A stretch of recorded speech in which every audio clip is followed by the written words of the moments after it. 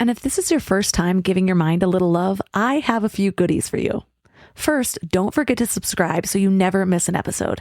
And second, sign up for the Morning Mind Love. Think of it like a weekday oracle from your highest self to help you start each day with a positive focus.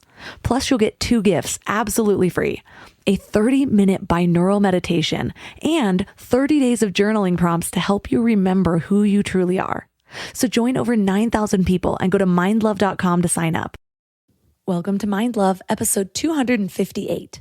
Today's episode is all about actionable ways to keep your brain young and healthy. I like to think of these questions that you could ask yourself to get a sense of your brain age. One is, how are you getting through the day? Are you struggling to remember appointments? Are you struggling to remember to pay a bill, or struggling to remember how to get somewhere that you go quite often? Number 2 is, how's your balance? Your brain is very much in control of your balance, and balance is use it or lose it. And as we get older, as kids, we might be doing more gymnastics or dancing or sports or things like that, anything that improves our balance. As we get older, that can be a lost skill. Another question to ask is, how fast am I walking? And we have all these studies that show how important it is to walk for your brain health. It actually strikingly lowers the risk of dementia by walking about 30 minutes a day. But we also see that people who tend to walk a bit faster, they have a younger looking brain. Turn up your frequency with Mind Love. Bite-sized brain hacks for seekers, dreamers, and doers. It's time to give your mind a little love with your host, Melissa Monti.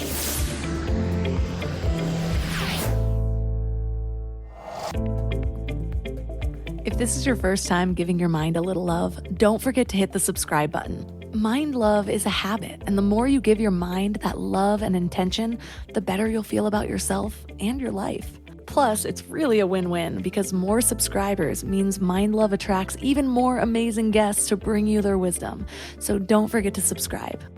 Today, I'm excited to share a review from One Decor Freak who says, "We all need a little mind love right now. Melissa, your podcast has been so nurturing to me right now. I'm finding so many topics you address with your guests are so relevant right now. Fear, anxiety, gratitude, self-care, and love. Your morning Mind Love emails help me start my day off right. Keep up the amazing work." I think I have a tear in my eye from reading this, so thank you for adding a little light to my day. How old is your brain? What if I told you that that answer doesn't necessarily correlate with your actual age? Does that excite you or scare you? If you already feel older than you are, then this thought might scare you a little. Turns out, our brains have its own aging process, kind of like our skin. We've all seen people who look 40 when they're actually 70, or they look 70 when they're actually 40. We've heard of people whose hearts are youthful even though they're well into retirement. Or their bodies are strong and vibrant when most people their age need assistance with walking. So basically, age really is just a number when it comes to the whole. But the aging of our individual parts can make a huge impact on what's possible for us. The idea of dementia really scares me. I would rather lose all of my limbs than lose my mind. And that's probably because so much of who I am is my mind. Although a big part of spirituality is letting go of who you think you are and connecting with your soul essence. So maybe it's not as bad as I'm thinking it is. But I honestly don't really want to test this theory, do you? Frankly, if I really want to lose my idea of self, I'll just go with plant medicine so that I can come back to me in the morning. Our brain health and our mental health affect every area of our lives.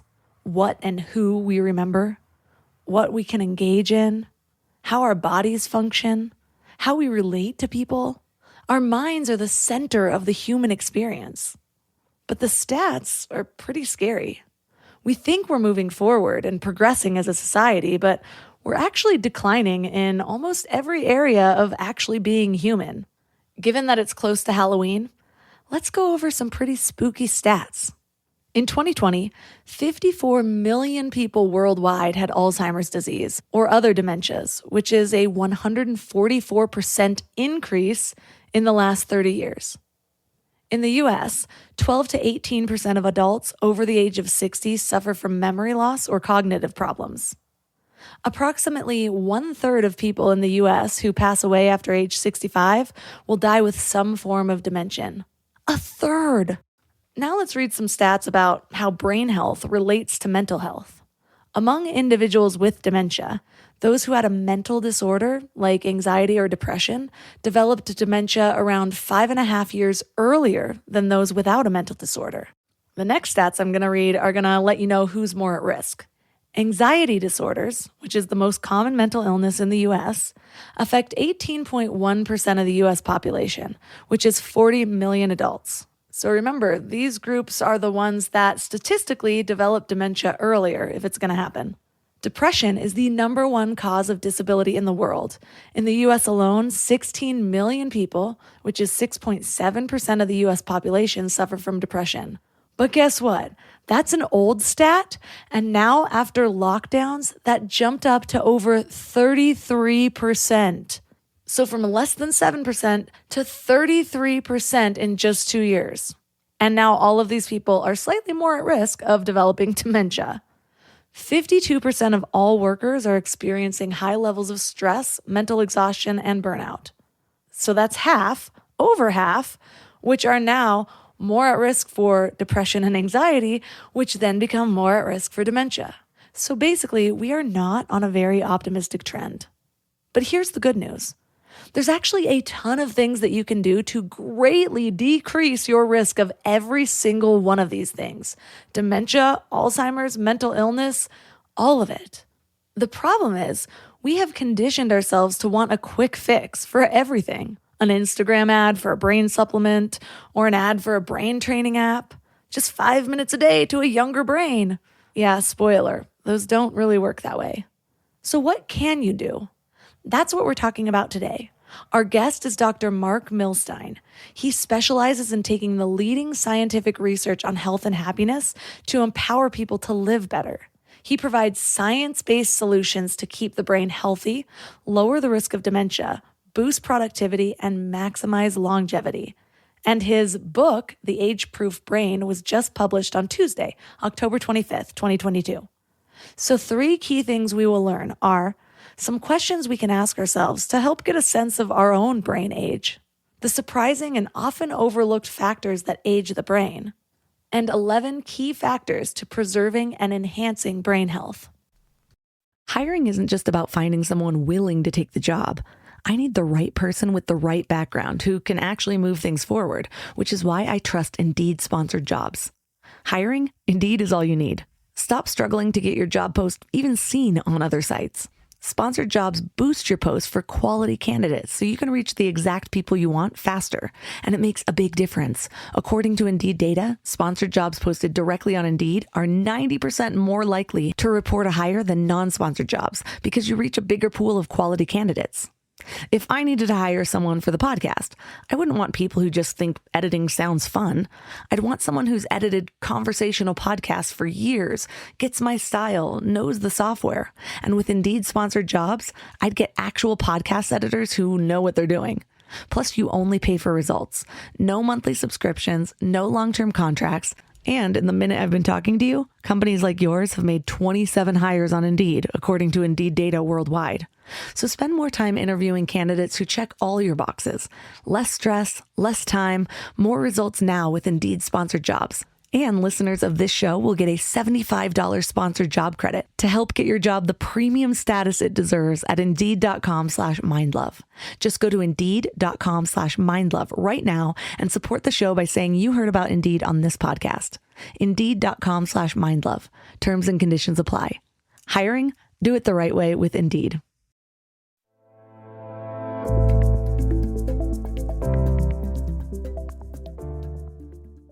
And now let's welcome Dr. Marc Milstein to the show. Thank you. Thanks for having me. So what's your story? How did you come to care about brain health? Well, there was a couple, I would say, routes to caring about brain health. One was some family history. I had some people in my family who were struggling with their brain health. Also, as I was doing research at UCLA, I was actually in cancer research, and I was part of a team of researchers that was studying breast cancer. And at the time, what was discovered was that what we were investigating involved with breast cancer, a specific protein, was also involved with memory.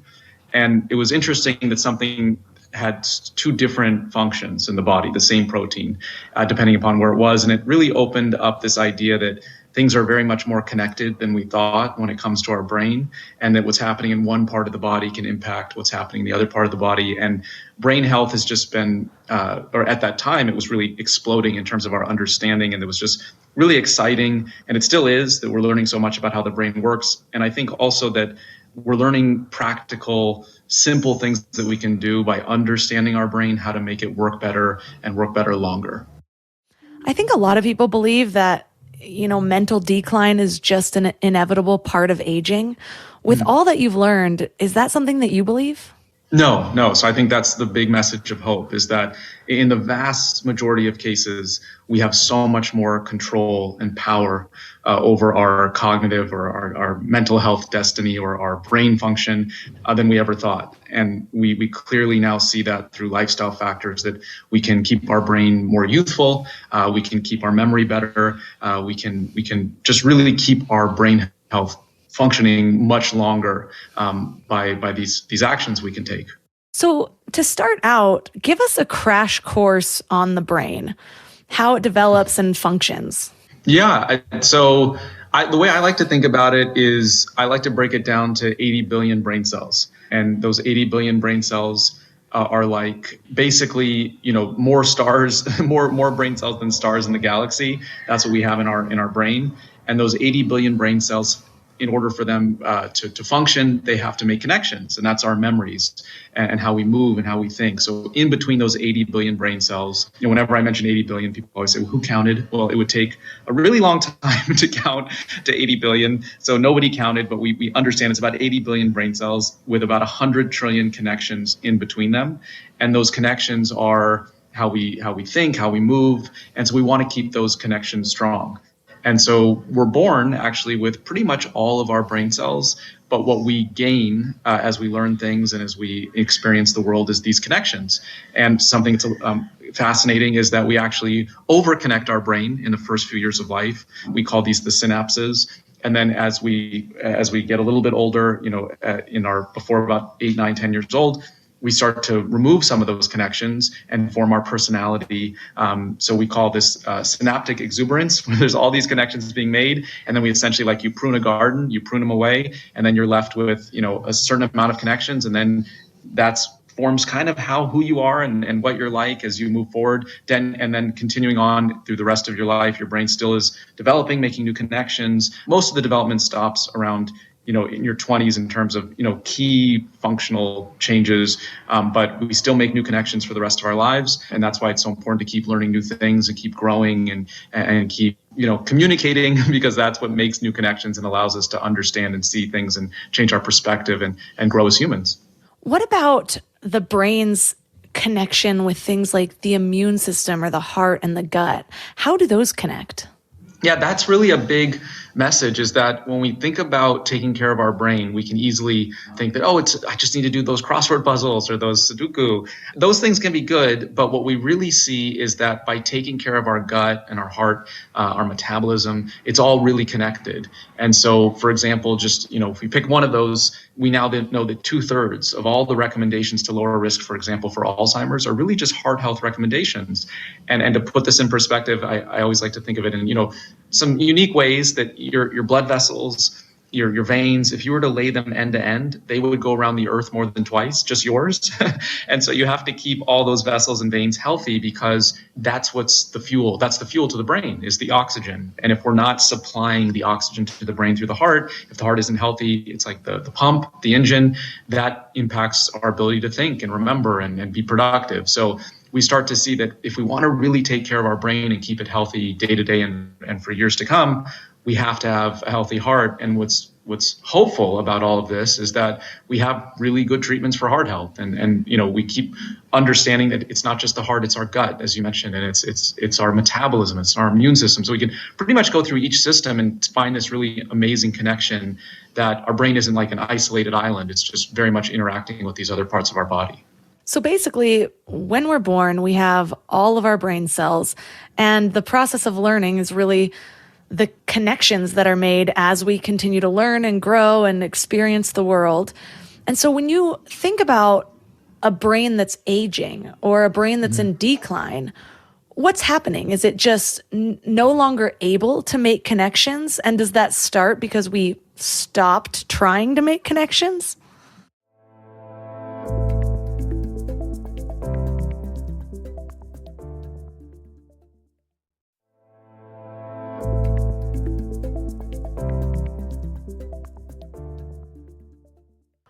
What's happening? Is it just no longer able to make connections? And does that start because we stopped trying to make connections? Yeah, that's a great question. So something to be aware of is that actually starting at the age of 40, our brain starts to shrink. And so if you think of those brain cells, we have to keep them healthy, and I like to say plump and full, they start to shrink. And so starting at the age of 40, we can lose about 5% of our brain mass, the size, the volume, every 10 years. But that doesn't have to happen. We clearly see if people do some key things that they can essentially slow down that process. But if you think about losing the brain cells, we can imagine that can have some devastating impacts on the connectivity or the connections between the brain cells. And then also something that happens is that our brain fills up with waste. Your 3-pound brain makes about 5 pounds of garbage and waste a year, and we have to get rid of it. We have to keep our brain clean for the most part. And so the idea is that we want to, it's not the whole puzzle, but a piece of the puzzle is that we want to make sure that we're emptying out the toxins from our brain. And that's where sleep plays a big role. Our immune system plays a big role. Every night when you go to bed, you can help flush out the toxins by getting a good night's sleep and kind of washing all this trash away and this waste. And so as we age, we want to, two of multiple things to be aware of are keeping our brain full and plump. And the other thing is to think about keeping it kind of clean, keeping it so that it's not building up with this waste and this garbage, so that it's not interfering. So, if you think about waste in between brain cells or toxins, that can interfere with the brain cell's ability to make those new connections. And that's a key part of several aspects of the aging process that we want to be aware of and counteract. So it sounds like the brain has its own aging process, and that is impacted by our habits, our choices, our lifestyle.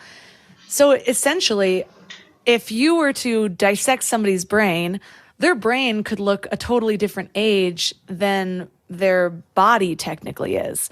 What are some of the factors or questions that we can ask ourselves to help get a sense of our brain age based on what we've been doing?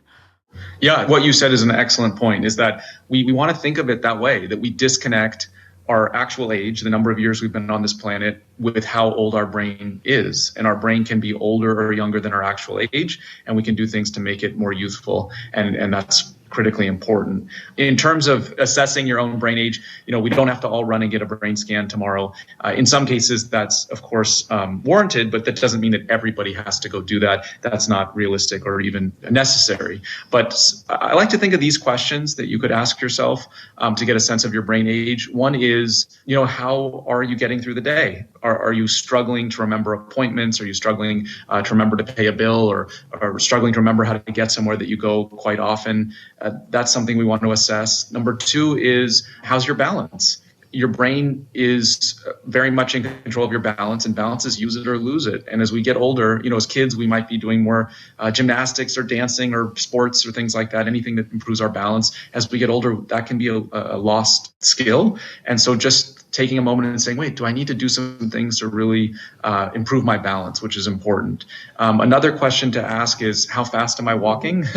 And we have all these studies that show how important it is to walk for your brain health. It actually really strikingly lowers the risk of dementia by walking about 30 minutes a day. But we also see that people who tend to walk a bit faster, they have a younger looking brain when you scan their brain in a brain scan. So don't be afraid to give your walk a little bit of a push or a little bit of an extra intensity. You don't have to power walk all day long, but a little bit of an extra intensity to your walking can be beneficial to the brain. Also, embrace trivia nights. Everything we've ever needed to know essentially is in our phone now. You take it out. Somebody says, "Oh, what was that actor's name?" or "What was that actress's name?" And it's all at our fingertips. But recall, the ability to say, "Wait a second, I have to remember this." So taking your grocery list and turning it over and saying, I'm going to go through the grocery store and try to remember what I need to pick out is something we can practice to keep our brain more youthful and think about what our brain age is. And then the last piece is, how old do you feel? And there's these really surprising studies that show that people who say that they feel younger than their actual age have a younger looking brain. So part of this is mindset and perspective. And I think how we believe this fits scientifically is that people who feel younger do more youthful things, and that's good for the brain. Most of the time I feel about 15 years old. So that's good. Finally good news, because usually it's not. But that brings up a good point about the recall. My husband and I are always talking about this because I'll use like Google Maps to go down the street because I want to know if it's going to account for traffic. So I've lost so much of my just navigation skills, whereas he will make a point to go somewhere and not use his map. And he's like, I'm just trying to remember. And I was like, but you made 2 wrong turns. Like, this isn't fun for your passenger. So have you noticed, or have there been any studies around the differences in our brains now that everything is so right at our fingertips with our phones?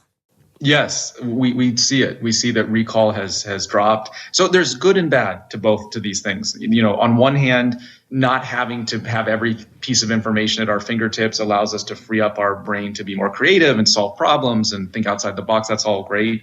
But having recall and having your ability to remember things is also, as we just said, a use it skill. So we want to keep that, keep some practice there. And, just anecdotally in my own life, I find myself sometimes using Google Maps to go somewhere that I'm like, a couple years ago, I never would have used this. I would have remembered how to go this place. And it's so interesting that you mentioned that it's I've done this where I say, you know what, I need to turn this off.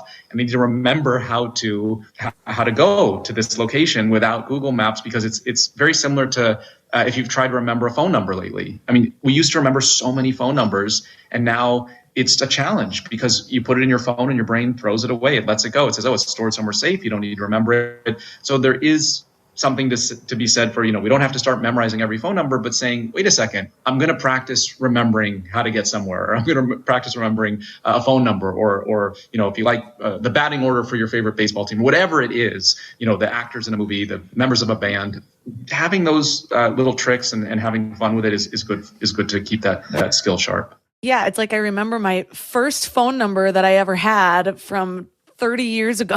But it took me like a year and a half to memorize my husband's phone number, which is sad. Yeah, but I know exactly what you're saying. Yeah. I feel like you mentioned how it frees up space for creativity and to have new ideas and things like that. But if I'm being totally honest with my beliefs, I don't see a whole lot of people doing that. Yes, there's some people, but that requires self-discipline. Most of the time, people are like, well, let me look up that address. And then all of a sudden it's like, oh, notification from Facebook. Oh, down the rabbit hole. And then you don't see them for a couple of hours. Yeah, it's true. The devices, the apps, the streaming, all of it has been designed by neuroscientists to make it so that it is highly addicting in a way that it's hard to put it down. It's the next episode is starting, the next notification, and that taps into a part of our brain that makes it hard nowadays to be productive. And so, being aware of that and saying, wait a second, exactly what you said, I'm falling down the rabbit hole. This is so enticing that I can't do the things I need to get done or get them done at the highest level that I can do them until I shut this off or put this away or take a break, because we are in our time now working at a point where we have to be aware that it can be challenging to stay focused or to have creative ideas because the things can be stacked against us in these times. Yeah, there's a reason the word vice is in device, I think. That's a good one. But seeing that, a lot of the times when we think about mental decline, we think about people losing their memory. So I kind of want to start with, how does memory work in the first place? Yeah. So memory is really amazing. And we've learned so much just recently. Essentially, we know that a couple key things to be aware of is that the connections between those brain cells, those 80 billion brain cells, that's where our memories are stored. So when you learn something new, those brain cells reach out and they make a new connection.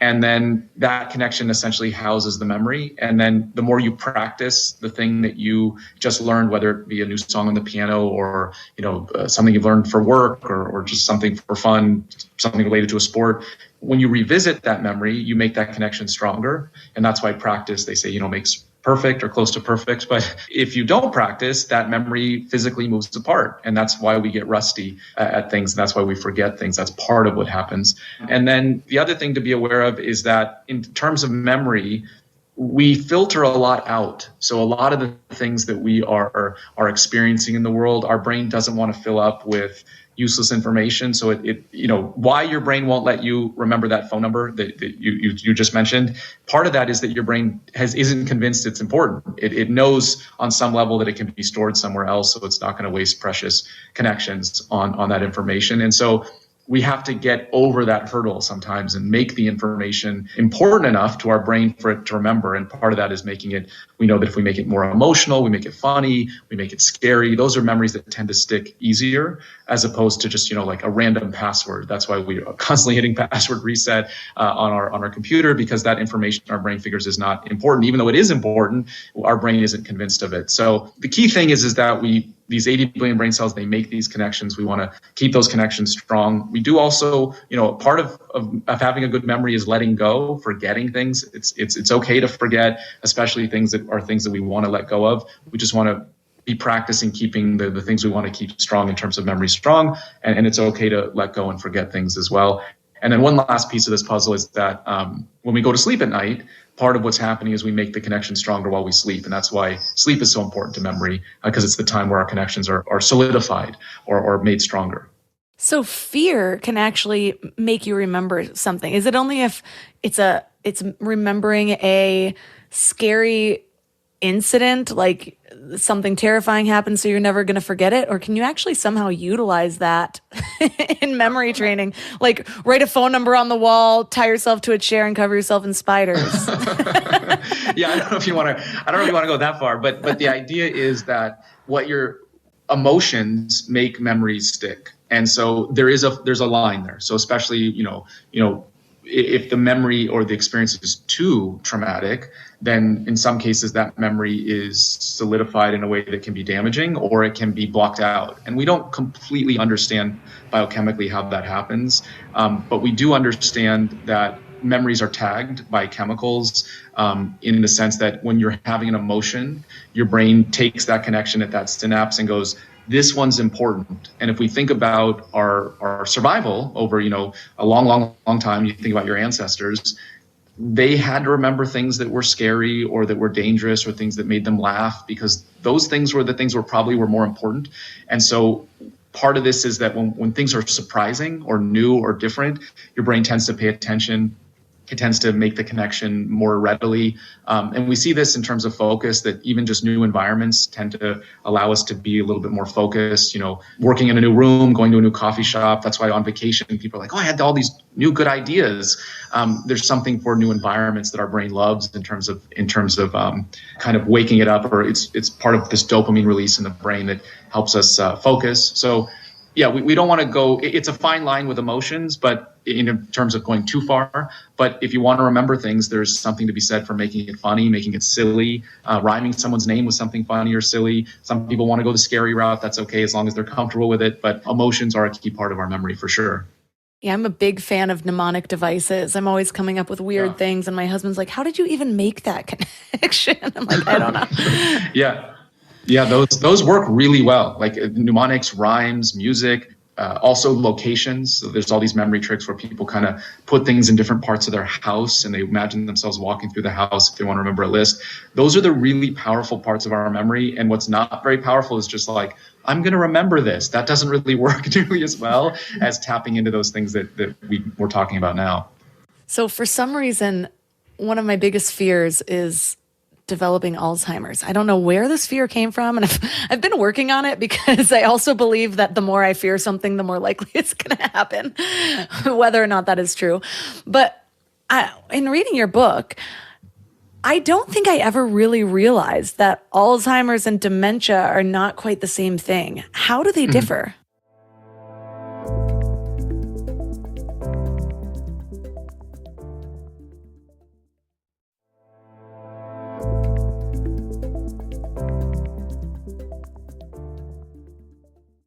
I don't think I ever really realized that Alzheimer's and dementia are not quite the same thing. How do they differ? Yeah, so it's understandable to be afraid of these things. They're scary. It is scary to lose our the essence of who we are, and that's why it's so important that we talk about it and we have these conversations. That we're not, a couple of years ago we were saying things like we don't know what we can do, and we don't know if there's anything we can say scientifically that lowers risk. And now we're saying that we do know. We have a lot of evidence, so that really does give us a sense of hope. It's not just all genes. It's a complex mix of things, and many of those things we have some control over. In terms of the difference between Alzheimer's and dementia just is a general term for losing memory, changing of the personality, having trouble making a decision. So basically losing significant cognitive function, brain function, to the point where it's disrupting the ability to get through the day. And there's many causes of dementia. We could think of, accidents, even side effects to medications, deficiencies in vitamins, certain diseases can cause dementia. But Alzheimer's is one specific disease that causes the symptoms of dementia. It's actually the most common specific disease that causes dementia. And it's specific in the way that we can, look at a brain scan. We say, oh, this is what the brain looks like when it has developed Alzheimer's. And so there's quite a bit of nuance there that we're now realizing that just because somebody has, the plaques or the tangles that build up doesn't necessarily mean they're going to develop the memory loss. That also gives us some hope that there's some things that we can do to mitigate and lower some chances to developing symptoms. But the key message is that Alzheimer's is one specific form of dementia. If anyone's having any signs of memory loss, we don't anymore want to say things like, oh, there's nothing we can do, because in many of the cases of dementia, there's things we can do. So we want to identify it, get to the root of it, and seek treatment early. So it sounds like Alzheimer's can actually be measured in a way, or is it a diagnosis that tends to be diagnosed through like the DSM? Yeah, so it's diagnosed through multiple factors, and it's done by a neurologist. So it's everything from a brain scan. There's going to be blood tests on the way that are going to be helpful too as well. There are tests that are given in terms of memory tests, cognitive tests, and just an interview. So there isn't just one specific measure of it. There's also spinal fluid that can be checked as well to see for the evidence of these plaque formations. But what we're learning is that it's not as simple as we once thought, and so that it's not just all about the plaques and the tangles that we always hear about. That's a part of what's happening. But what we're learning is that there's these really interesting studies where they take people and they scan their brain and they see that they have what you would think would be the symptoms of dementia based on what their brain looks like. It looks like somebody who has Alzheimer's, but in some cases, those people don't have memory loss. And that brings us back to this idea that it's not just one thing. It's also, how is our heart? How's our gut? How's our immune system? And we believe that it's kind of like the straw that breaks the camel's back. It's multiple factors. And that really is where the hope comes from, that we can say, okay, wait, let's do everything we can to leverage all these multiple factors to lessen risk in many cases, in as many cases as possible. That's helpful. I know that a lot of us have fears around things that we think that we can't control. So it is really helpful to understand that there are a lot of things that we can do in order to keep our brains young and healthy. Right. But I'm curious first, what are some of the surprising or overlooked factors that age our brain? Well, one thing is having an overactive immune system. One of your early questions was about that. So what we realize is that the immune system, for example, is something that you want it to be working. And you always hear people say, I want to boost my immune system. But really, we want to balance it. Because if you think of your immune system like an army that's protecting you, what's happening is that it's getting rid of any dangerous viruses or bacteria that could be damaging. But if the immune system overreacts, it can, instead of getting rid of the dangerous foreign items, it can start attacking one's own body. And so we hear about this in terms of rheumatoid arthritis is the immune system attacking the joints, or inflammatory bowel disease is the immune system attacking the gut. What we now know is that the immune system can attack the brain, and it can increase the risk of depression. Imagine the brain being attacked and damaged, and that can be a factor in depression. It's also, we're realizing, a factor in Alzheimer's. And so that's quite surprising that we want to think about really taking care of our immune system, not over boosting it, but not keeping it underactive, but wanting to keep it balanced so that it can get rid of the dangerous things, but not turn on us and start attacking our own body or brain. So I'm sure there's some people listening that are like, oh my gosh, so if I take too much zinc, can I overboost my immune system? Which also, if anyone's listening, by the way, zinc can deplete your copper. So careful with that one. But what leads to an overactive immune system, or what do we know about that? Well, so what we're concerned about is the inflammation. And so when the immune system attacks, I like to think of it like a fire, and that fire can release smoke. And so just like think of a fire in the joints or the gut. And what can happen is that if there's a fire, let's say in the gut, because the gut is inflamed, that can send signals, almost like smoke signals, but these are chemicals that get into the bloodstream. They make their way to the brain.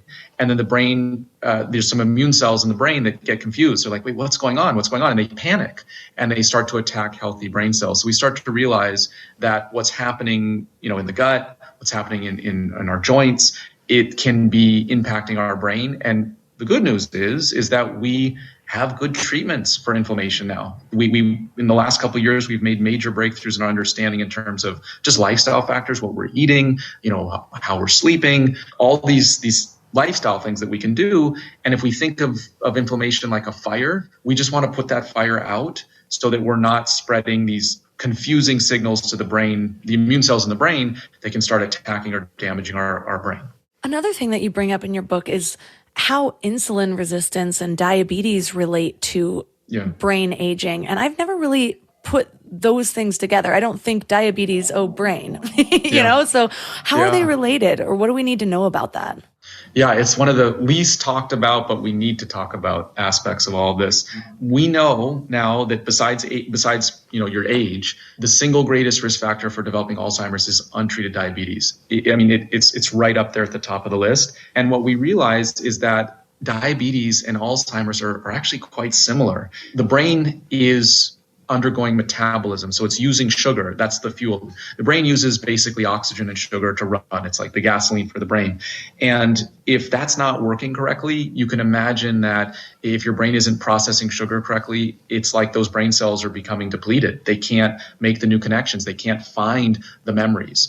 And so what we realize is that these two conditions that seem so different have a lot in common. They're just happening in different parts of the body. That kind of comes back to the initial theme that we started talking about, is that things that seem different are very connected.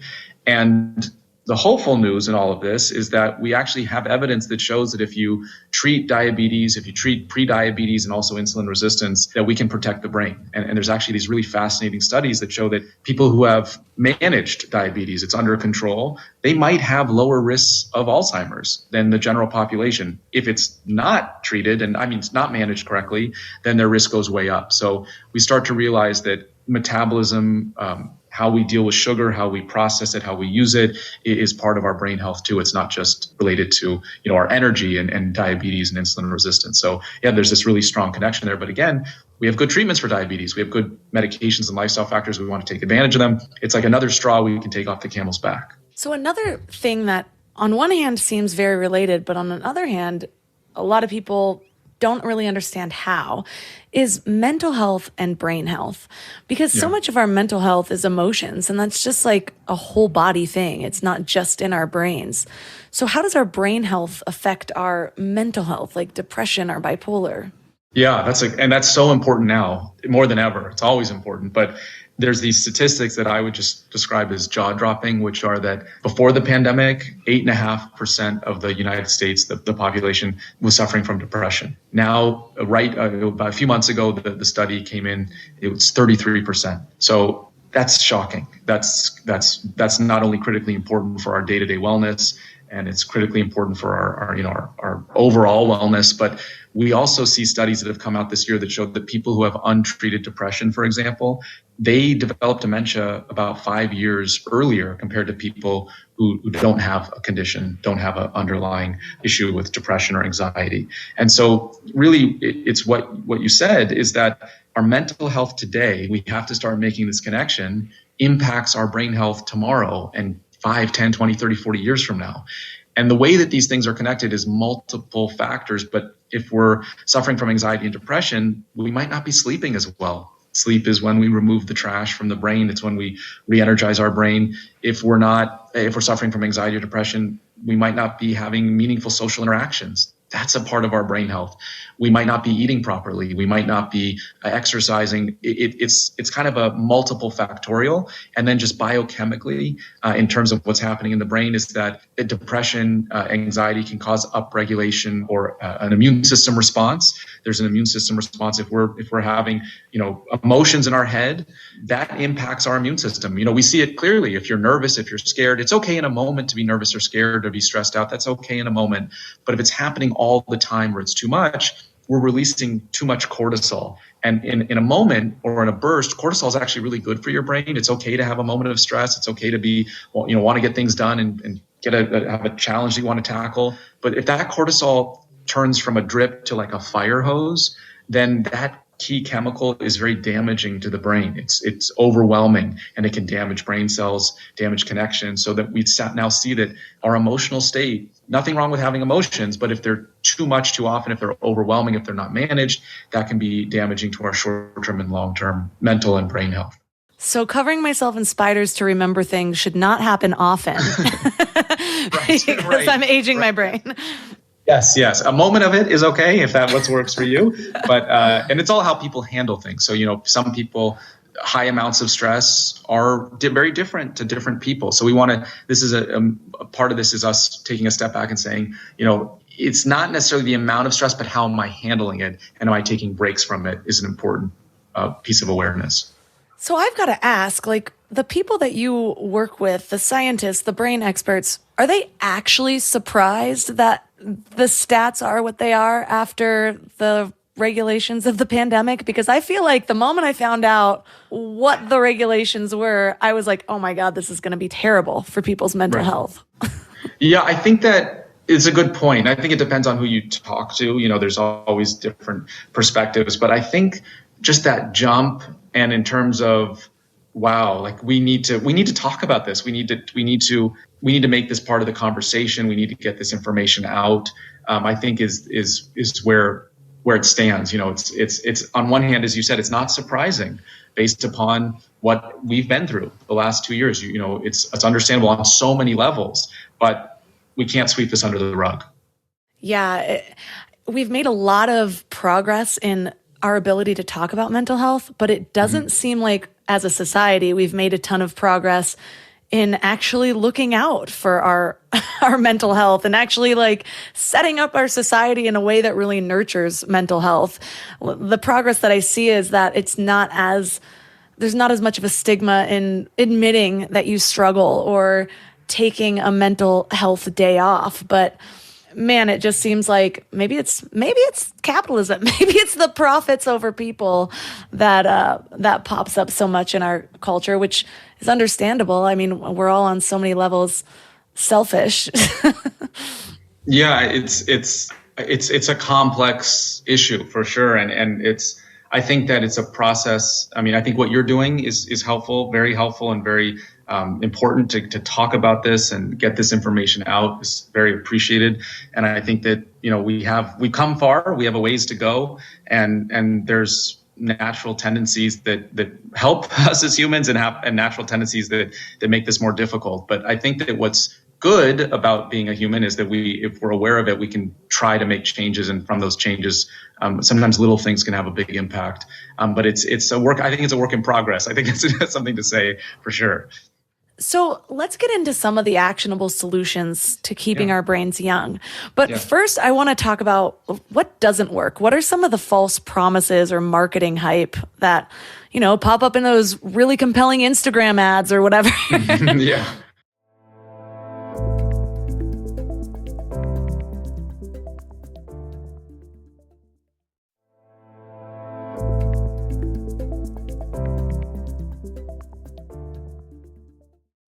What doesn't work? What are some of the false promises or marketing hype that, pop up in those really compelling Instagram ads or whatever? Yeah. There's a lot out there that's hype, marketing over science. A lot of fads, a lot of, the supplements that are advertised on TV. That's probably the most common question I get asked is, probably in the top three is what about that pill that I see advertised on the commercial? Does it work? Unfortunately, no. There's not, the evidence isn't there. A lot of those companies are in quite a bit of trouble for saying things that really aren't backed up.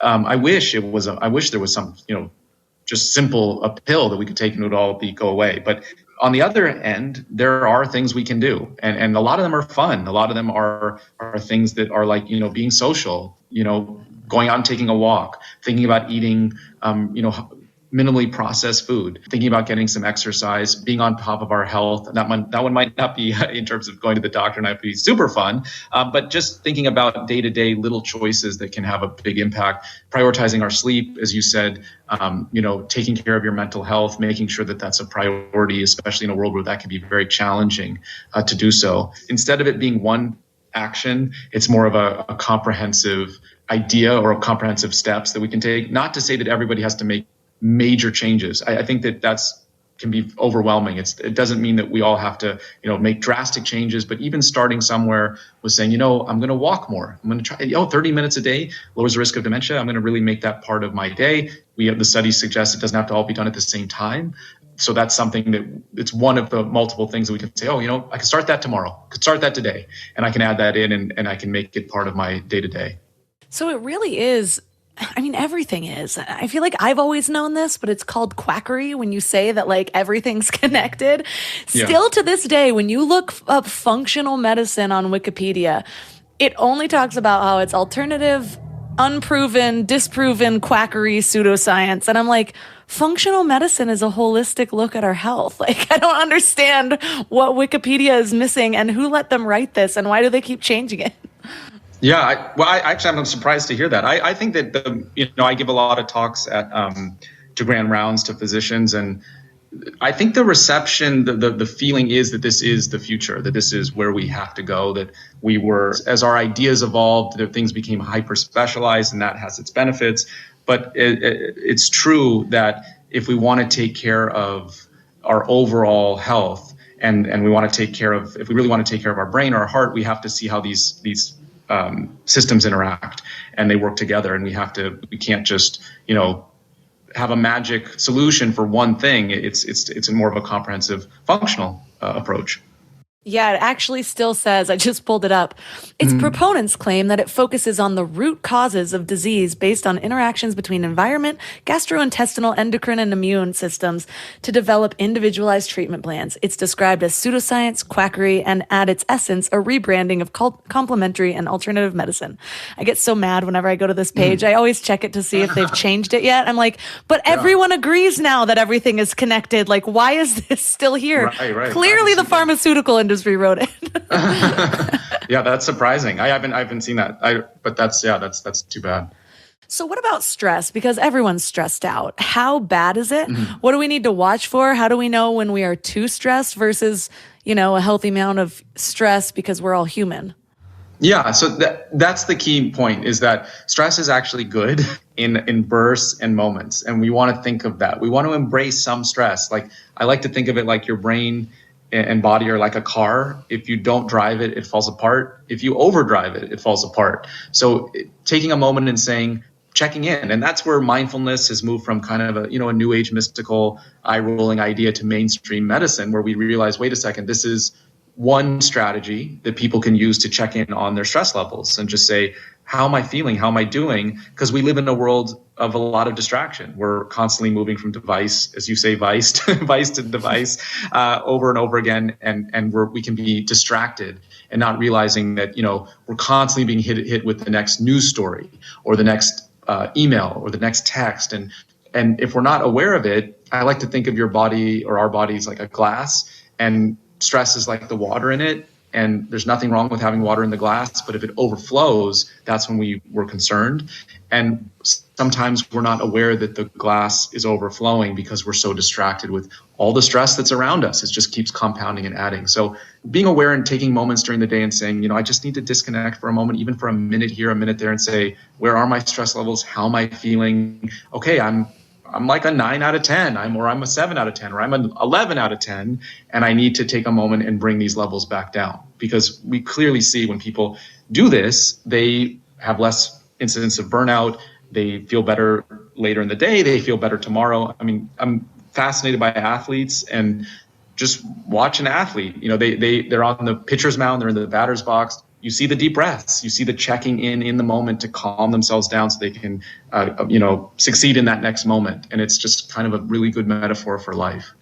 Yeah, there's so much we can learn if we just make that check-in a habit. And I do think it is difficult at first because we're not used to doing it. So just the idea of remembering, like, I don't know, use your device to actually set a mindful routine or an alert to remind you to check in. Because so often, if I remember to do that check-in, I don't even realize that I've been like half holding my breath, or I'm clearly stressed about something that happened 20 minutes ago that I can easily let go of if I were just to give it a moment. Yeah, scheduling time. Schedule time for fun, schedule time for breaks, schedule time, set an alarm that, I need to go do something fun. I need to take a quick break. I need to go for a walk. I need to call a friend. I need to do something to break up that hamster wheel cycle that we can easily fall under, where it's just one more thing, one more task. And then we wonder why at the end of the day, we're frazzled and we feel like I'm having trouble sleeping. And it can be an endless wheel that it's important to step off of a couple times throughout the day. So I'm sure a lot of people have seen, the Instagram ad about the brain training app that keeps your brain young. And I know you talk about cross-training your brain. I recently read something where it said, all those apps that say that it's keeping your brain young, there's no evidence to actually support that that's working. But on the other hand, you say that practicing little memorization things can. So where do you lie on that? Are they helpful, or is it marketing hype? It's a piece of the puzzle. So we want to be very careful to say that those apps are the only sole solution. The data on those brain games is essentially that, for the most part, they make you better at the brain games. But we don't see that it really carries over to day-to-day memory. Where we do see benefit is pick something outside of your field of expertise. It could be painting. It could be a new sport. It could be a foreign language, a new musical instrument. That newness, that forging of new connections is really important. It's important to revisit old information if you want to remember it, but the newness of learning new things, new information, a little bit of brain science, whatever it is, a new field of study, that newness is forging and causing the brain to make new connections. As we get older, we tend to lose connections. So if we can keep making new ones, we don't tend to notice the ones we lost nearly as much. And so the idea of cross-training is that it's not all about one activity. So that, people say, you might hear people say, I do crosswords, so I'm good. Well, it's kind of like that'd be like going to the gym and just working out your biceps, your forearms. After a while, that's not going to look so good. So I want to think about, brain movement. So dancing, sports, learning new things just in terms of reading from a book, listening to a podcast. You want to think about music. You want to think about singing. You don't have to do all of these things, but just thinking, throughout the week, I want to cross-train my brain, because each of these activities stimulate different parts of the brain. It's like a full brain workout, as opposed to just focusing on, I'm just going to do this one thing for my brain health or my memory. So memorizing new information, learning new things is a piece of the puzzle, but it shouldn't be the only thing we're doing. And so what about people that are approaching 40? Me. How do is there anything, is it just kind of a combination of the things that we talked about in order to keep our brain young? Or we kind of talked about the gut brain connection. What should we make sure that we're getting enough of in terms of vitamins or whatever, just so that my poor little brain isn't just withering away? Yeah. So it's a key message and a key point that I like to think of it like the ocean. It's like you only see the waves when they get close, but if you go past the waves, it seems calm. Even decades before we'd ever see issues of memory issues or significant memory issues, the waves are beneath the surface. Things are happening, decades before. And so it's not a reason to panic or a reason to freak out. It's more of a thing to say, let's do things now. Let's take advantage of this time and these practical things that we can do. So, the big four to focus on at any age, and especially, at ages when we want to be aware of our brain health, are optimizing sleep, really thinking about how do I get the best night's sleep? We've learned so much about how to do that. The second thing is we've talked about stress, really thinking about how am I going to manage my stress day to day. The other thing is thinking about the right types of exercise. What is, we don't want to overdo it. We don't want to underdo it. What is the right amounts of exercise? And also what we're eating. Those are 4 places to really start. And the food that we eat, we clearly see now not only impacts our ability to perform a mental task that hour, but it impacts our brain health down the road. So there's a lot we can do. In the book, I go through essentially 10 to 12 things, but those are 4 places where we can really start with some really actionable, simple things and say, okay, I just want to be on top of those things because they cross over. Like, what you're eating not only helps your brain, it helps your gut, helps your immune system. Oh, my sleep, that helps my brain, that helps my gut, that helps my immune system. So by thinking about those big 4, that's a great place to start. Well, we have covered a lot, and I personally feel a little bit better about my potential brain health in general. Like I said earlier, a lot of the times it's just when we feel like it's something that may or may not come and we have no control over it. That's when it's really scary. But when we learn that we can do things, we can change our lifestyles, we can add and take away things. And most of the things are fun. A lot of those things aren't just about brain health. It's about the keys to a happy, fulfilling life in general. So thank you for bringing all this information to us. And for listeners that are interested in learning more about you and your book, where is the best place for them to connect? Oh, well, thank you. It was great talking to you. And my website is a great place to start. Dr. Marc Milstein, Marc with a C. .com. And then I have this book coming out that I'm really excited about that goes into, in depth, what's a game plan? What are things that we can do? What are the things to ask your doctor? What are the tests to be aware of? What are the ways in which little habits can make an impact each day? And that's the book, The Age-Proof Brain, is coming out in October.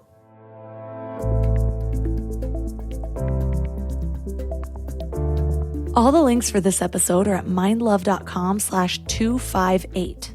Your challenge for this week should be pretty clear. This is a pretty actionable episode, but I know it can be overwhelming when you're thinking about all of these different ways that we need to optimize our brain health.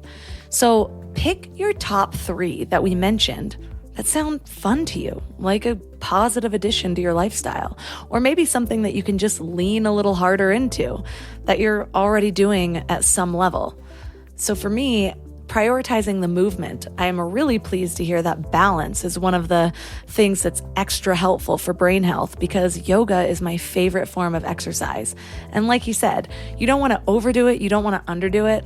For some reason, the universe keeps delivering me information about overdoing exercise, which is interesting because I don't overdo exercise anymore. But I recently came across the negative impact of things like running marathons, which is kind of sad because it's always been on my bucket list to run one. But apparently there's a lot of downsides. So if it's already a passion of yours, there are always ways to make it work for you and mitigate some of the downsides. But if you're considering a new hobby, maybe consider the things that are a little bit easier on your body. I like to look at things from a holistic perspective, and yoga just has so many positive benefits. I will forever be a yoga advocate. But then also cross-training your brain. That sounds fun to me.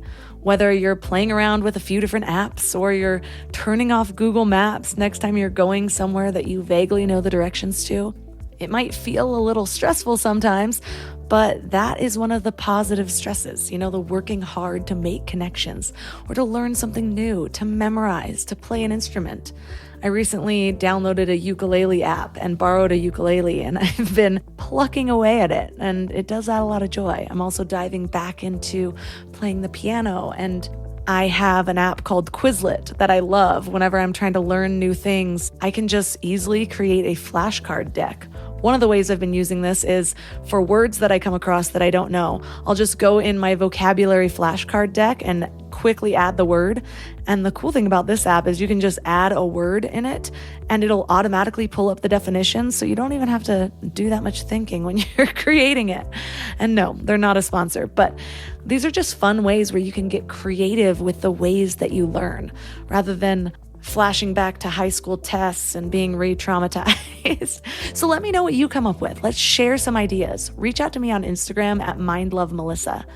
If you love this episode, please consider sharing it by taking a screenshot and tagging me, mindlovemelissa, and mindlove podcast.